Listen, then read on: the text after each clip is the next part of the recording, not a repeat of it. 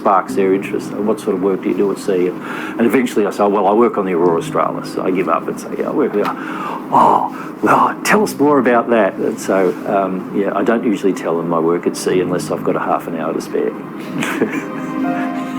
See, particularly meeting with these young people, what sort of work towards the future is being done by our companies there. What sort of work do you do with athletes?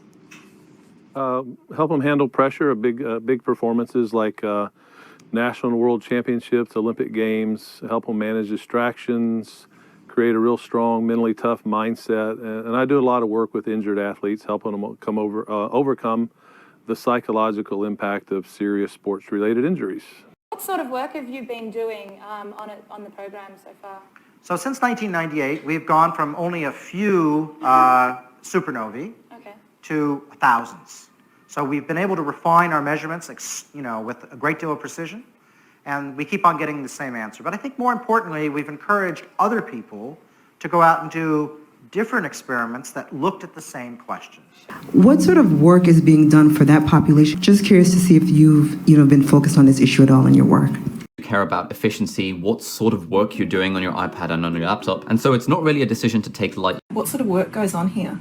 So this is actually a combined fish and herp lab. Herpetology is the study of reptiles and amphibians, so we've got a bunch of reptiles in here as well. What happens in here is we have researchers actually studying fishes from our collection. This is also where we bring in new collections that have been preserved, and we identify them under the microscope using some of the books that we've got in the lab. So all kind of the basic research where people look at the fishes and the research that needs to be done on the specimens, because we don't do it in our large collection. Mm-hmm. Now and maybe what sort of work they need to be doing, but I think it was incredibly important. So you can see what sort of work that we do, give you some ideas about questions to ask. In the job that you get, the sort of work that you do as a mechanical engineer is incredibly varied. It's almost impossible to say what sort of work you will do. You will choose. So you might be involved in manufacturing, for instance. So you might be involved in setting up computer-aided manufacturing, which will require computer-aided design to start off with. You may be looking at issues like heat flow. You might be looking at new buildings and looking at what is the air conditioning requirements of a new high-rise in the center of town. It's almost impossible to say exactly what you'd be doing because the choices are very wide and there are a lot of jobs out there. There is an important role for national values, or what sort of work do we want, and societal power actors, including unions, management, work health and safety, in PSC development for healthy work.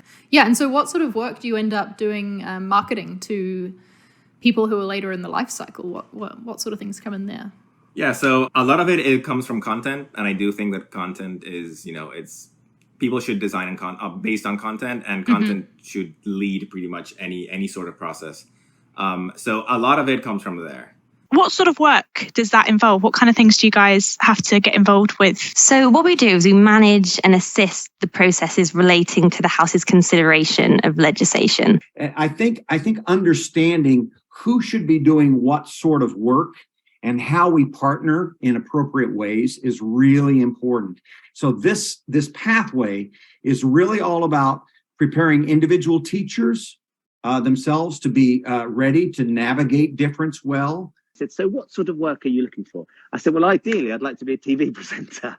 And they said, yeah, we're not sure we've got many of those jobs. I could get you a job in a pub cleaning dishes. So I said, okay, I'll take that for the time being. And then I did whatever I could to try and find some work. In the meantime, doing everything I could to try and get into telly. When you speak to this person about your car, they clearly understand how it runs. They can tell you what sort of work your car needs. When you hand this person the keys to your car, you can trust that you'll get it back in a roadworthy condition. The future of what I do depends on the sort of work that you do. So you're sort of seeing what it would actually be like to work in this field. But yet I'm into hacking, and I'm into helping other people hack. So for example, I'm into technically graphic design, software design, but I pay attention more to architecture and furniture design and that kind of stuff, which is close enough to what I do, where I can draw some lessons from it. but it's new and it's different. And I have to use a different part of my brain to think about why it's good and why it's not. I'm into manipulating people, actually. Right? I want to seduce you with a certain amount of image and sound so that you kind of believe me, whatever I put in front of you. And so you could unpack this work with that level of detail, but I'm sort of more interested in that you just become kind of absorbed in the sort of world that I create for you. Since this is such an iconic sedan and I'm into design, let's talk about the design. And I'm into tech, I'm just into a lot of different things. And I would notice that I would go and I would watch these different YouTubers creating content, answering all these different questions relating to basically anything that I would want to know. I'm into nature because you never stop learning in nature. I'm into coding audio games for the blind, which is really fun. What I really like doing is helping other blind people, especially if they're like me and you're kind of on your own. It's not that because I'm into fire, I'm also into pushing myself in other kind of adrenaline sports. I'm not sure what it is. Fire just really clicks and connects with me. I quite like just having a cup of tea and being in bed by 10 o'clock, to be honest with you. I'm not into this. I'm into making money because I want to buy the New York Jets. I'm into sociology. So I do like a lot of type of ethnography. So I want to know, how do I really tell the stories of other people in I guess like a free way that is not just jaded or biased, but, I'm into prolonging life, health, that sort of thing. And I like the phenomenon of humming, of tapping, of vibrational sounds, music, medicine, telomere extension, and I'm looking for something that kind of unites this. I'm learning, who I am and what I'm into, and so I do a lot of running, and I'm into fitness and those sorts of things. And another passion of mine, I suppose, is Zonta. So Zonta International is an organisation that is about supporting women. I work for a website called BuzzFeed. I've been doing this for 7 years, which is approximately a quarter of my life. So I've been watching stuff, I've been working the internet basically forever, I say. So I work for a company which has shareholders, and I've really seen a real difference in the behaviour of our shareholders and in the banks and financial institutions that lend us money. My name is Andrea Sprocket, and I work for a nonprofit called Metrics for Management. I work for a municipal organization, and we currently have the Ministry of Tourism, Sport and Culture's after-school program, which is great. We offer it at 5 municipal rec centers. I work for a company called Military Child Education Coalition. It's a nonprofit that advocates for military children with respect to their education. I work for a guy at Universal Studios. I made up the name because I didn't know what studio Frank was going to give it to, but I figured it had to be a big studio. I work for a company that facilitates trade in 220 countries, and I've personally assisted trade in 46 of them. I've seen trade in action. I see trade work. I work for a large software company, and I work as a data specialist. Every day, I evaluate the tech industry to evaluate big data products and analytics products. So I work for a platform company, and we like to say at Twilio that Twilio is incredibly uninteresting in a vacuum. Like, no one cares. What's cool is what developers build on top of the platform. And I think other people who work at platform companies will sort of agree with that. I worked for a Fortune 50 company. I got the promotion of my dreams. Best day of my life. I work for a couple hours in the day and then for an hour or two at night. Fairly diligently, like if I'm on a novel, it'll usually be 6 or even 7 days a week. But the hours are fairly brief, a couple hours in the morning and then 1 or 2 at night. That I work for a nonprofit called Recode. We want to accelerate adoption of sustainable building and development practices. We want more innovation. I work for a company called Methods, and we do a lot of digital transformation work with government primarily. So we're big kind of government and tech nerds. And we do a lot of work looking at how do we enhance government services by accessing kind of different technology capabilities. I'm Matthew Boyd, work for a pharmaceutical company. I personally, coming from a science background, a deep science background, all my growth has been in all of our quant classes. Fortunately, I work for a place where we focus on that. We're trying to get people to work on themselves. Addiction is seen as a secondary thing. Do I say I work for a newspaper or I work for the Times? And what is the Times? Now work for a family business who treat their customers and just staff with respect. I work for a technology company where I'm a senior director of HR, but I also lead diversity and inclusion at my organization. I work for a barrister at the moment, a Queen's Counsel, and he was really interested in the fact that I took the initiative to apply for the scholarship and not just receiving it, but actually actively engaging with the various opportunities that the scholarship was giving me. And that's why I work for a university, and I've enjoyed it ever since. I work for a professional organization, and I'm gonna answer the question relative to a specific audience instead of the general public. My name is Melanie Shelby, and I work for a minority and women-owned public affairs firm in Oakland, California, where we specialize in diversity, government affairs, and strategic partnerships. Because I work for a press freedom organization, so I'm obsessed with press freedom and the fight against disinformation. So of course I was. So I work for a gas company, and I do contract compliance. It's tedious work. It's a lot of reading, a lot of emails. I work for a corporation and an innovation center, and this is all stuff I kind of trying to do on the side. Well, I work for a educational organization and an advocacy organization. So Farmers Union is a grassroots where we really go after the membership's input to determine what policies we support and what programs we develop. I mean, I work for a couple of companies that have me come in and teach their people how to be a little more happy, because the bad news and good news is that people who are happier tend to be more productive. I don't talk about where I work just because I don't feel like it's really my right to reveal that, because I work for kind of a high profile company. But I've been in my job for 20 years and I love it, and I work with people and I work in management, and it's a lot of fun. So yeah.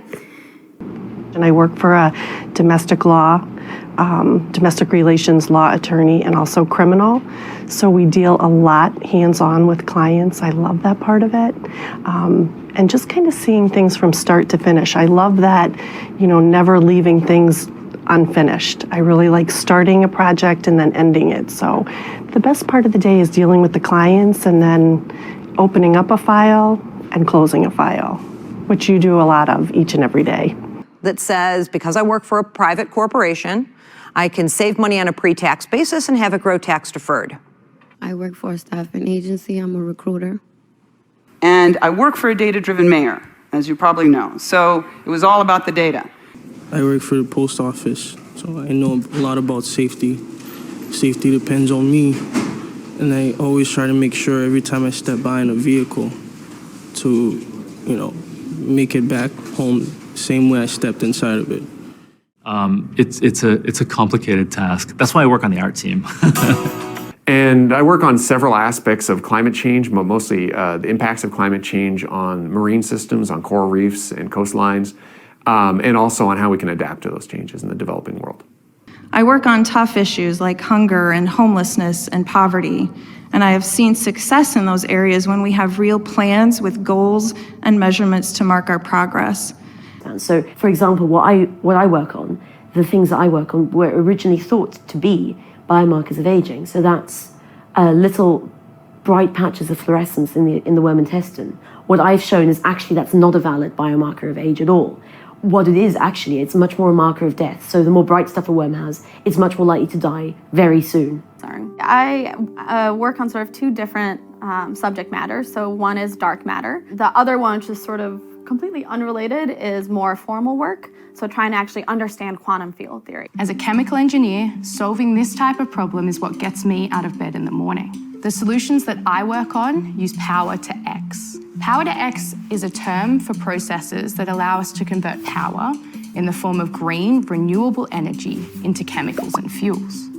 So I think every single time you and I work on a project together, whether it's this performance or other previous exhibitions, it kind of always starts with the foundation or a seedling of an idea, usually in the form of a story, and that story is usually based on kind of traditional Korean folk tales or other mythological stories. I'm an astrophysicist at Princeton University, where I work on studying stars and planets with NASA's Kepler mission. And I'm here today to answer your questions. But realistically, I work on pickup lines more than I would admit to anybody. Hi everyone, my name is Elizabeth and I work on the trading floor. I work on cases involving the constitutional rights of prisoners. The studio is a container for an ever-evolving creative life, one where I can decide what I work on each week. Not the one thing I was told I should be doing, but the many I choose to do. Them. And I'm saying this because I work on a lot of building projects, and let me tell you something about how standards and specifications, which are hard in a building, are just kind of referenced sometimes in that old construction process. And wondering, should I get involved in these? Should I work on my startup on the side? What should I do? My name is Daniel Seberg. I work on the Google News Lab. We're a team that cares a lot about the future of media and news, fostering innovation within newsrooms around the world. But I work on our customer support team for advertisers on the phone, and as our numbers continue to roll in, it does seem more and more that they're looking for perfection from the service that we provide. As odd as that sounds, that is like almost exactly the problem I work on in my lab. I don't build with stone, I build with nanomaterials. They are these just impossibly small, fascinating little objects. What I work on specifically is sending humans out beyond our planet. So that's what I'm going to focus on today. Say I want to build a robot to say funny things. I work on the team, and our researchers, every day we build, we redesign our software, we compile it, and then the robot tells us a joke. What is your job, if we could ask? Yeah. I work on one of the ad products at What's your called DoubleClick. I work on social impact. Among other things, we have a lot of projects around civic innovation, and we are really, really proud to be a partner and collaborator with Code for America. There are two reasons that I work on Intelligence Explosion, and that I think it's worth sharing. I work on these animals with these collars from a distance a lot of the time, and one of the things I wanted to do just experience this same migration myself. Now, here's the thing. I work on television in Britain. So that is what I work on today, trying to figure out how we can work with businesses. I work on the subject of banks and the financing of companies. And this particular object is of a special significance and interest to me because it represents a form of savings about which I will tell you a little bit. Which is what I work on and what I'm going to talk about today. So I'm in engineering, but I work on kind of longer term problems sometimes and work on shorter term things some of the time. And really, you're not a researcher or an engineer, you're working on problems that fall on different parts of this continuum. Hi, I work on the Books Project, which is actually a couple of buildings. You work on the Books Project. So I was very interested to hear that you're looking into video-enabled ebooks. And my name is Allison Macrina, and I run the Library Freedom Project, which is a privacy activism organization for libraries and their communities. And I also work with the Tor Project, who builds privacy and anonymity software. So I run the organization that provides support for local businesses, and particularly people that have locations and you go there. And often something's wrong. We're really bad about getting everyone's information right. I run all the local plans. I run the state plan for teachers and state employees, which is why we're large, despite the fact that we're not as. I run the risk of that beautiful data visualization falling flat. So it's not to say we shouldn't spend time perfecting our data visualization, but rather to underscore the importance of story. Hi, I'm Bruce, and I run the FX portfolio of companies. We're an international portfolio that works with entrepreneurs at all stages of their development. Hi, my name's Laura Bates, and I run the Everyday Sexism Project, which, for anybody who doesn't know what it is a very simple website that collects people's experiences of daily gender imbalance, of anything on the spectrum, from the more minor incidents that we're often told to brush off and not make a fuss about, all the way through workplace discrimination, sexual harassment, to sexual assault, and even rape. And I run the family defense part of the practice, which is attorneys, social workers, and parent advocates. I'm Joanne Hawkes, and I'm the matron for ED at Wexham Park Hospital. I run the emergency department along with James Rolfe. So, speaking of that, I run the cyber adaptation effort on behalf of Secretary General inside NATO. So what we are doing right now, we have a very robust cyber defense policy in NATO, which is improving every day and getting stronger every day, with the help of the private sector. So who am I? My roles at the medical school are I run the care committee, and this is a committee that oversees the development of clinical skills throughout the curriculum. And I'm also the associate director for the medical school simulation center. And I run the National Wastewater Surveillance System here at CDC. I'm Dr. Kitty Rita. I'm the mindfulness chaplain. I run the mindfulness program for students and staff in the university chaplaincy. Write what you see versus saying use your imagination the last time you were at the beach. Because with a traumatized child, I run the risk of that isn't working right now. And until some healing and curing happens, or healing rather, can't say curing, but healing, that imagination won't be allowed to be accessed. And my name is Nick Zabrowski, and I'm in charge of student and community programming.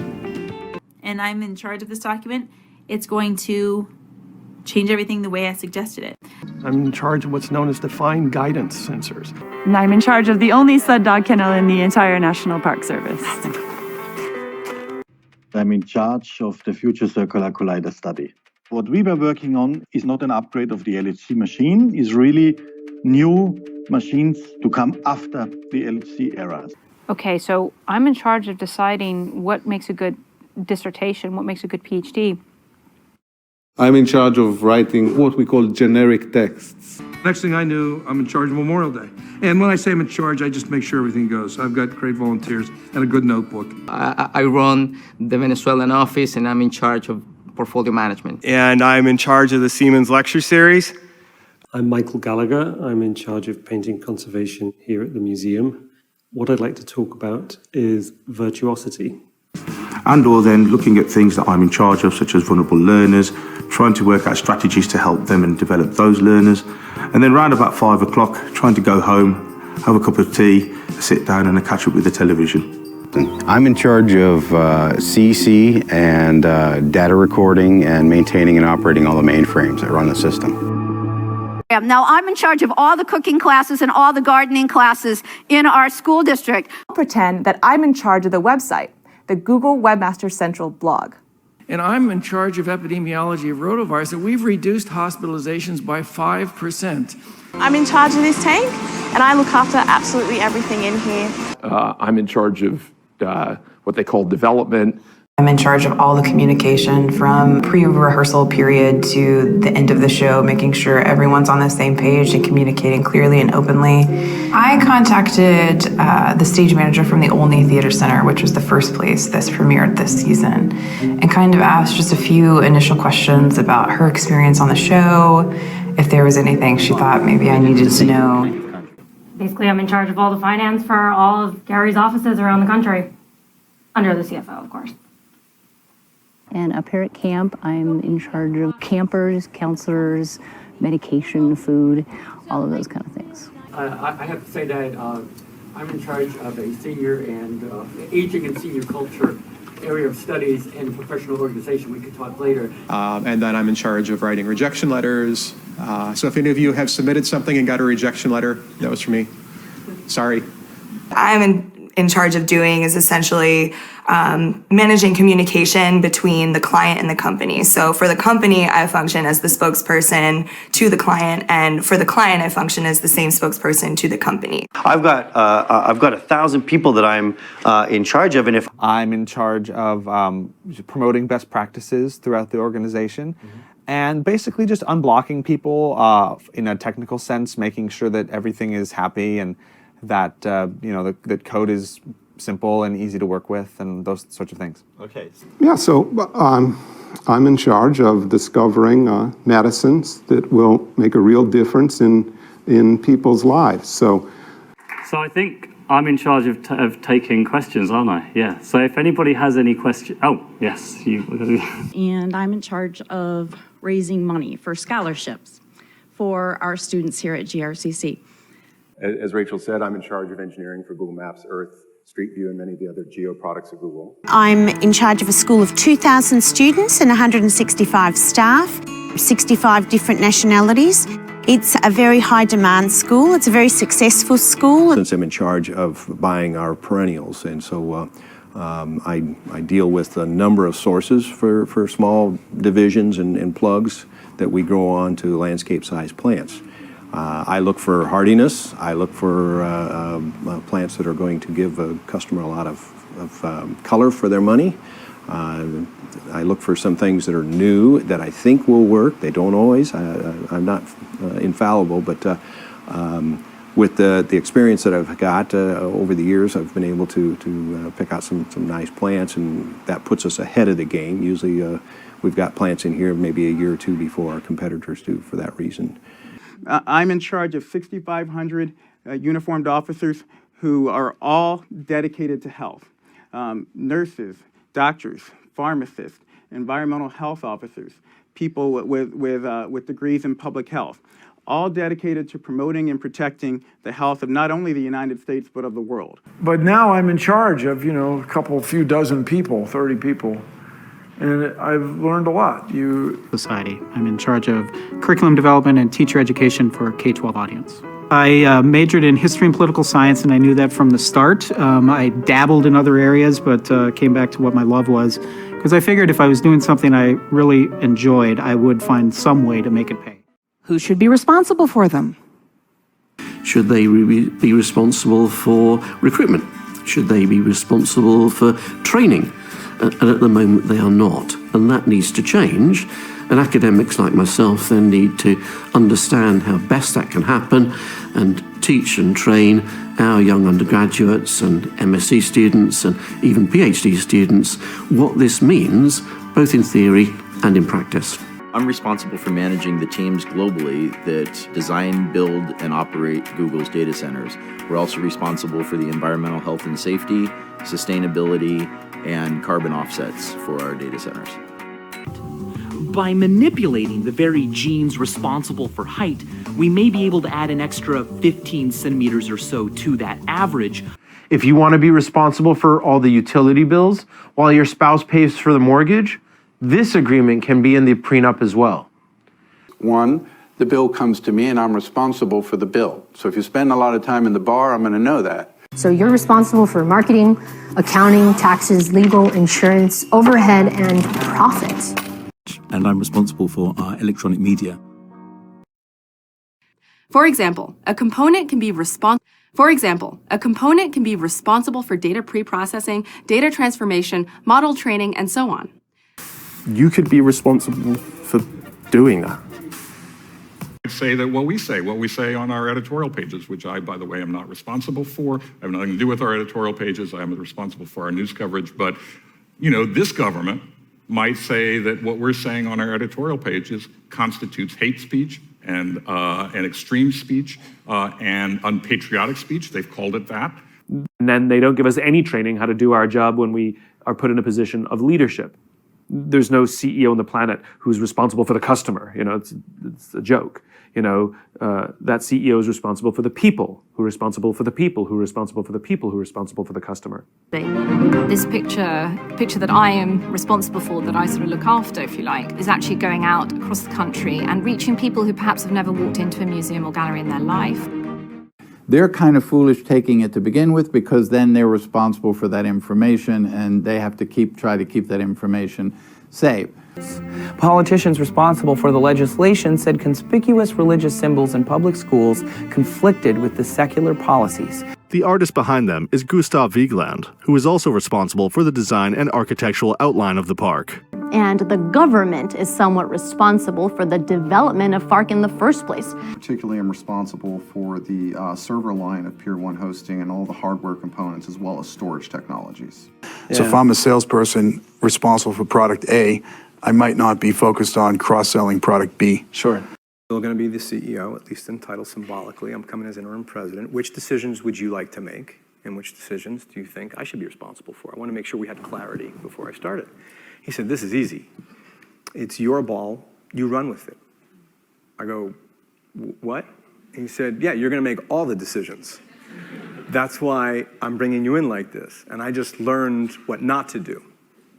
Equity investment that we have. I'm actually the chief investment officer, so I'm responsible for the fixed income side. So I'm responsible for the whole thing, which is $20-some billion, and that has been grown largely organically with a couple of acquisitions along the way. So it's been a good ride. Almost a schizophrenia here, because the individuals who work certainly in the field of psychometrics, who were directly responsible for studying genetic inputs into behavior, those mainstream psychometricians, and they never doubt that there is a genetic component to a lot of these capacities. That's just a standard assumption or understanding that comes out of the science.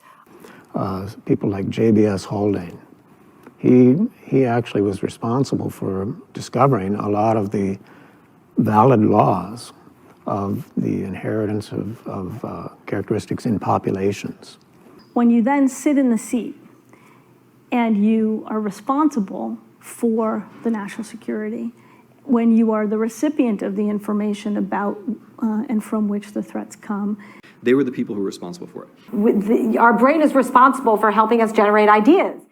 And one of my responsibilities is to work with students who have been approved by their DSS counselor and offer them trainings and offer them hardware and software that will enable them to have equal access to course material and content. She took over one of my responsibilities, and I remember getting invited to her dismantling of the award-winning program that I had mantled. One of my responsibilities as a biologist is we're going to read the ponds. We take a lot of data here. I can see what the oxygen has been. I can see how many fish were stocked. I can see what size the fish are. We talk here at Rochester about making the world ever better, and we do in so many ways. One of my responsibilities will be to make sure that we stay on this course and that we have the resources to do so.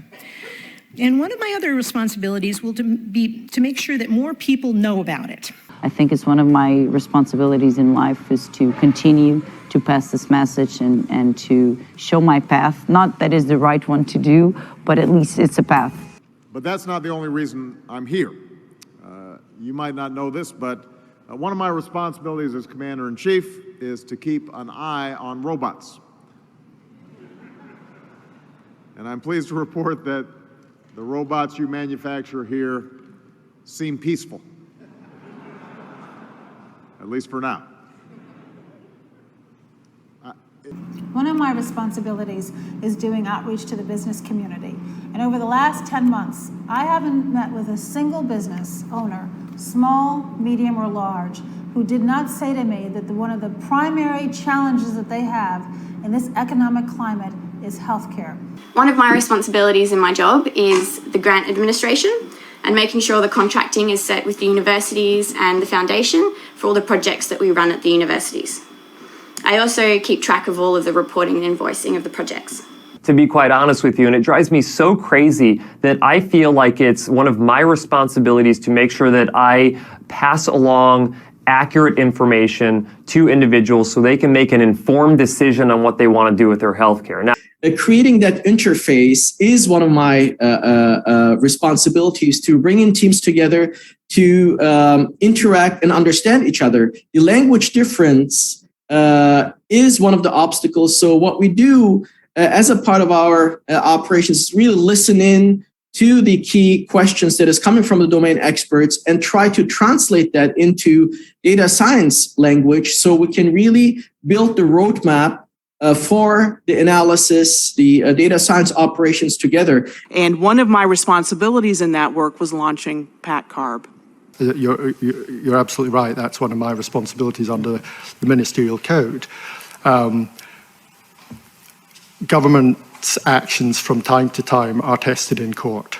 And public safety threats are always changing and they're evolving. And as Attorney General, it is one of my responsibilities to help identify tomorrow's threats and challenges, not just today's immediate threats. One of my responsibilities in the second term of the White House was not just to look at this federal legislation, but to look at criminal justice writ large. One of my responsibilities as Secretary is determining on behalf of the United States whether atrocities have been committed. It's an immense responsibility that I take very seriously, particularly given my family's history. I think in the classroom, one of my responsibilities is to say, like, Grinnellians know how to tear shit apart. Excuse my language. So as the Vice President of Administration, one of my responsibilities is managing the CU health plan. As part of that, I have the opportunity to engage with Kaiser on a myriad of different projects. So in my 1 year here, one of my responsibilities is to get in and better understand the technology needs and kind of like the broadness and vastness of our technology portfolio. I call to the podium Dr. Lisa Sugimoto, President Martin and members of the Board of Trustees. As Superintendent President, one of my responsibilities is to make sure in this 90th anniversary year that we get our history right. One of my responsibilities when he was getting ready to leave a country was there'd be this delegation at the bottom of the stairs to say goodbye to him. And so I had to be there to get all those greets. And here I see this rainbow in the back. Problems occurred, the seminar division would file a complaint with me, as the distribution center was one of my responsibilities. My church, where one of my responsibilities includes being the sound engineer for a congregation of over 400 people. And one of my responsibilities in the international finance function was to make sure that all divisions are properly hedged towards any of these foreign exchange situations. At the time, I was a young staff member on this committee working for then Chairman Biden. And one of my responsibilities included responding to letters from people who wrote to the committee. One of my responsibilities has been to recruit not only people from the university to participate, but also community members.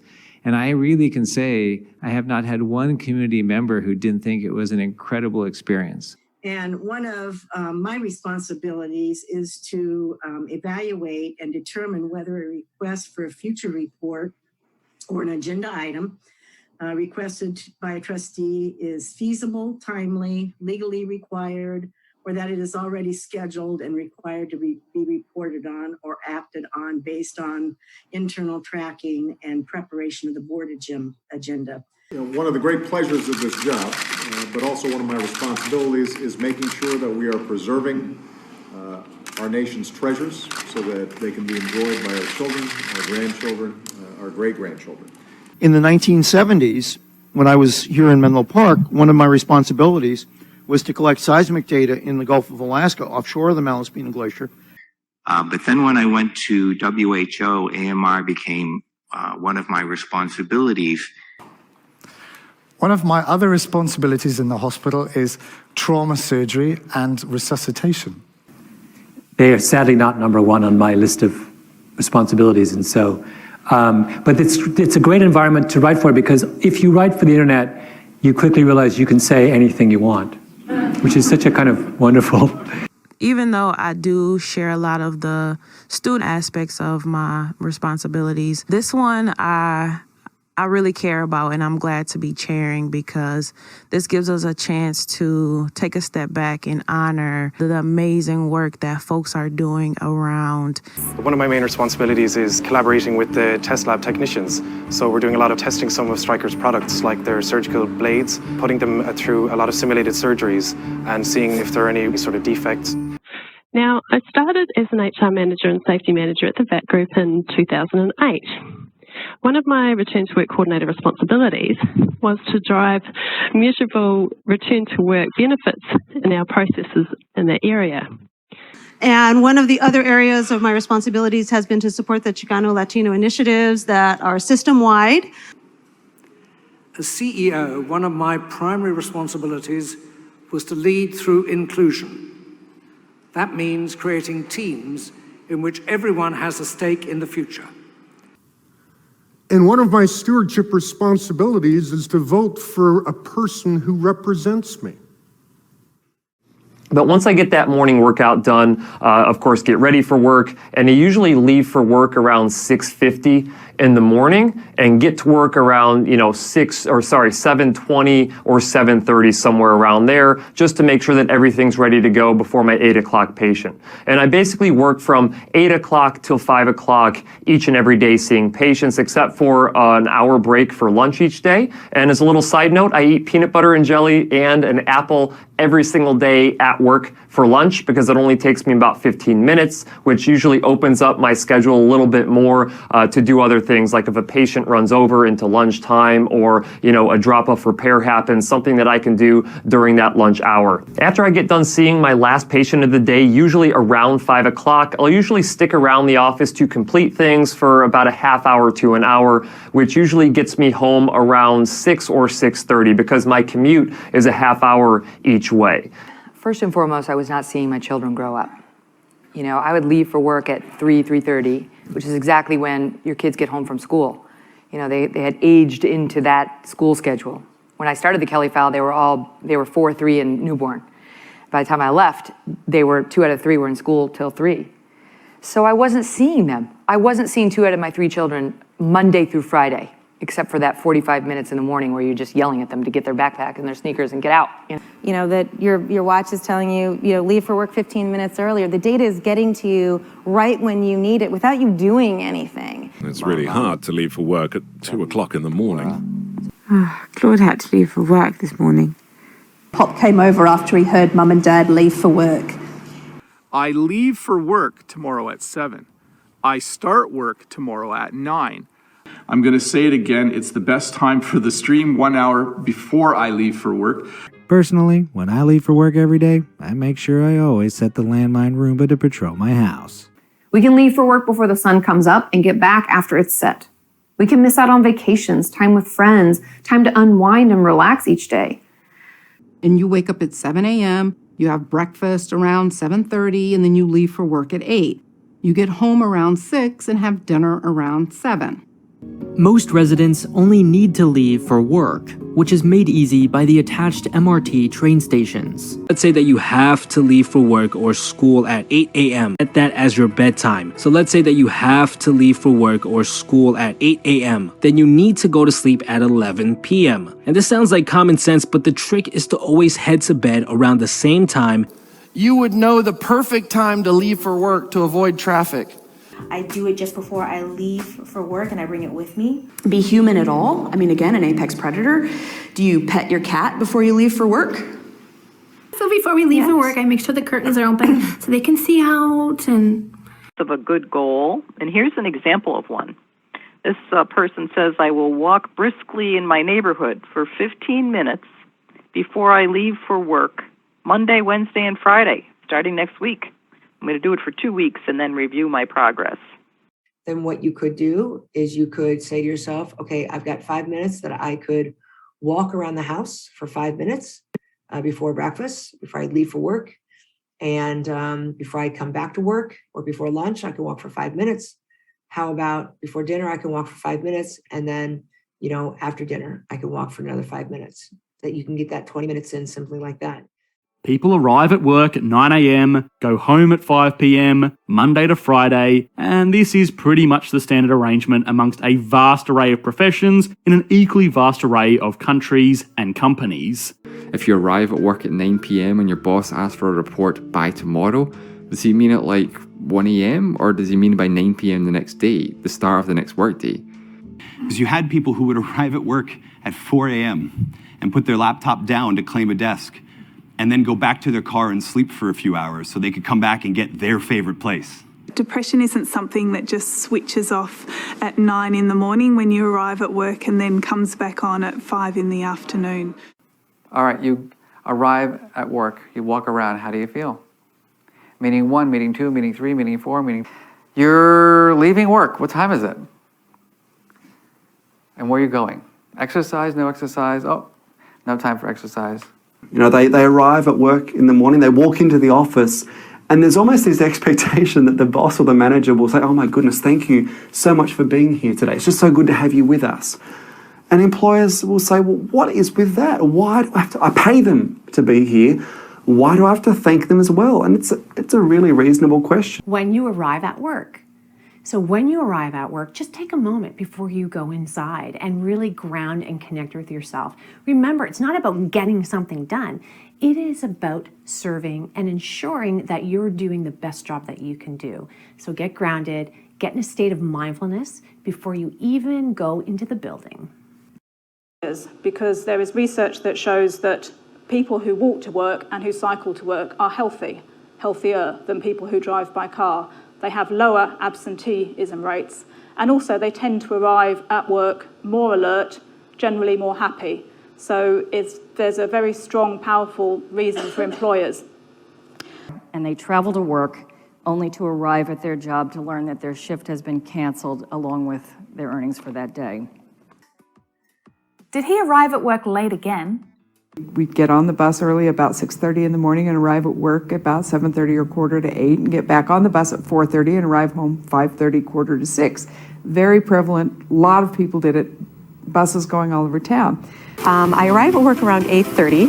I then check my voicemail, my email, and then the phone starts ringing and people start stopping by and asking for questions. I am always so happy to come back to Harvard because I do not arrive at this work if I didn't choose this place. And if you think about it, you know, most of us arrive at work and we barely get a chance to say good morning to our colleagues. We're doing our first email before we put our coffee cup down. So you arrive at work and you're kind of thinking about what the next piece that you're going to box and how you're going to box it, and you might be away from work and it's still going through your mind how you're going to do things and whatever. So it's very interesting. Now, poorer parents don't have the kind of flexibility that an affluent parent would have to take time off work. They might have their pay docked if they do so. When Olivia was born, her parents were able to take time off work to care for her through the flexible and inclusive options available through employment insurance parental benefits. Now that Olivia is older, Jennifer and Sebastian are able to send her to daycare and return to work, thanks to record investments in early learning and childcare. Jennifer and Sebastian both work full-time. We're going to have to take time off work. It's going to be a hit financially. My daughter could miss months of... It's not taking a vacation. They can't afford to take time off work, or they feel like it's not really worth it. No pay while you're away, and you also have to pay out-of-pocket expenses to take a vacation. Effectively, a vacation could cost 2 to 3 times as much. We're qualifying for Section 8 housing and then not able to move to that housing because they would have had to take time off work. They would have had to quit their job and travel for 4 hours and all this other stuff. And it was just unlivable. It works great if you're in your 20s and you don't have a lot of medical needs and you can afford to take time off work to go see a primary care doctor, and you can wait and you can come back and pay the copay and get your once-a-year physical. It works fine. It's not perfect. It could be better, but it works fine. On an almost weekly basis, she has to take time off work for the many hospital and specialist appointments that Lauren needs. Why is it that 71% of female respondents take time off work when their child is sick, compared to just 32% of male respondents, despite the fact that men and women have equal rights to do so? Like an enhanced benefit, which comes closer to replacing income for those who have to take time off work to isolate, a simpler application process, and an immediately available benefit without days or weeks of delay before it's received. I can ill afford to take time off work at the moment. I'm very busy and I can ill afford to take time off work. So, I mean, it's a bad moment. Then you have to appear in person to petition. That means you need to take time off work. And let's keep it real. It was hard enough to find a job in the first place. You have to file a mountain of paperwork. And then sometimes you have to pay processing fees up to $500 per charge. So Uncle Harry couldn't take time off work. Alan was supposed to get some big award at school, but he didn't go. So Alan and Auntie Dot took me to London. And the result was that then she'd have to take time off work and she couldn't work the same number of shifts and all this kind of stuff. So it was a really big stress. And potentially the daughter's behavior was actually jeopardizing the economic well-being of the whole family, because if mom couldn't work and she was worried about her daughter and she was taking shifts away and all this kind of stuff, the family could actually lose their housing. So it's assumed that women will be more likely to take time off work or leave their jobs because of family responsibilities. We'd have this conference call where these friends who had decided to take time off work or take off their evenings to spend their time helping me stay alive. And is it payable to parents who maybe have to take time off work because their children are self-isolating? We know that a number of children have been sent home from school. Our population just doesn't go do it. You know, they're busy and they don't want to take time off work or from their families. And in fact, I had to take time off work to graduate. But I got my first full-time job in a school in Tower Hamlets, and now I've decided to move on to another school.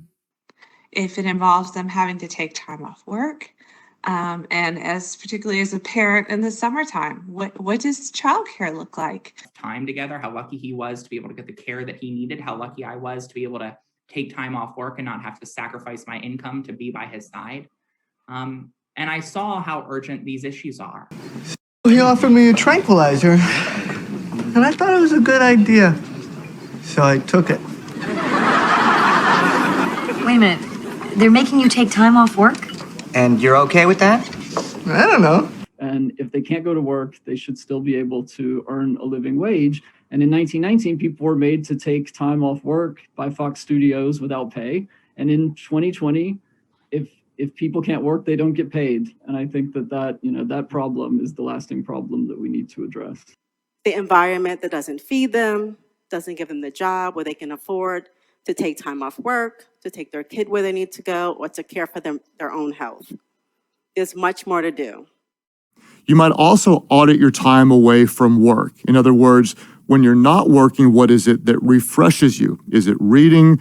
Is it resting? Is it time alone? Or is it when you're active, doing something challenging with lots of people?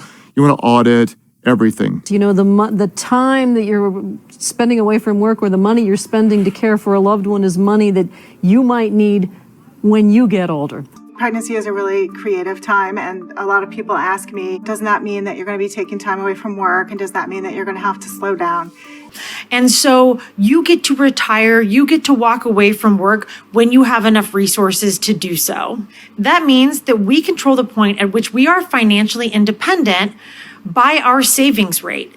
Not have any energy. And so you need to really take that time for yourself and away from work so that you can unlock your creativity and just think about things in a different way that you can't when you're sitting in front of the computer all day. Take the job with better pay or better vacation policies.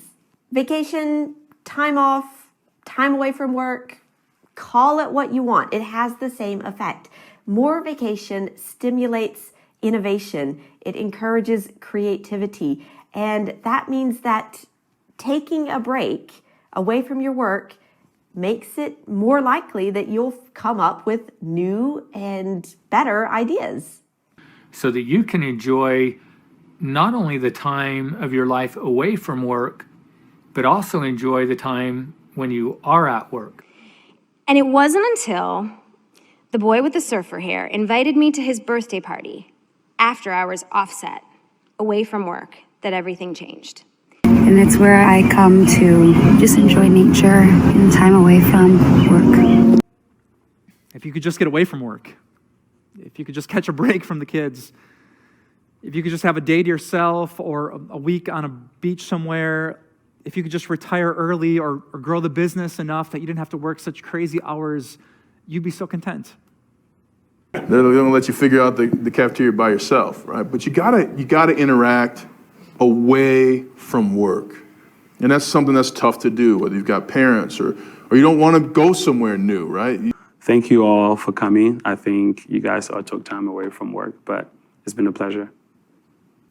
Why did you decide to join that team? It sounds, I mean, you're not one to shy away from work, but it sounded particularly precarious. Then you go home, away from work, away from school and spend even longer on your cell phone.